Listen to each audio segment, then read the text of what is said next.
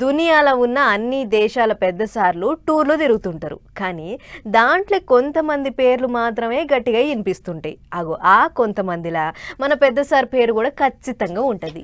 ఏంటికంటే మరి ఇక సార్ ఎక్కడికి పోయినా మస్తు హల్చల్ ఉంటుంది. ఇక చూడుర్రి మరోసారి గట్టినే మారుమోగుతున్నది సార్ పేరు. గాలి మోటార్ ఎక్కిపోయిన మోదీ సారు ఈసారి 5 దేశాలను సుడిపెట్టిండు.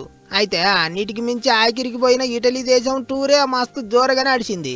ఇటలీ దేశం ప్రధానమంత్రి జార్జియా మెలోని మన పెద్ద సారుకు మంచి దోస్తు. అందుకే మెలోని మేడంకు మెలోడీ చాక్లెట్ల ప్యాకెట్ను కానుక లెక్కిచ్చిండు మోదీ సారు. మెలోడీ 2 పేర్లు బయలే కలిసినాయి కదా అనుకుంటారు ఇప్పుడు అందరూ. మోదీ సార్ ఇచ్చిన చాక్లెట్ కానుకకు ఇటలీ ప్రధాని థ్యాంక్స్ కూడా చెప్పింది. అన్నట్టుగా వీడియో కూడా ఇప్పుడు ఇంటర్నెట్లో గిర్రగిర్ర తిరుగుతుంది. ఇక పెద్ద ముచ్చట ఏంటిదంటే ఈ నడమ మోదీ సారు ఏ వస్తువును ముట్టుకున్నా దాని పేరు మారుమోగిపోతుంది.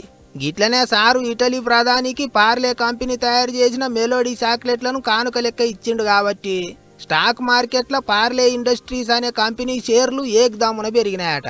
8 లక్షల షేర్లు చేతులు మారినాయట.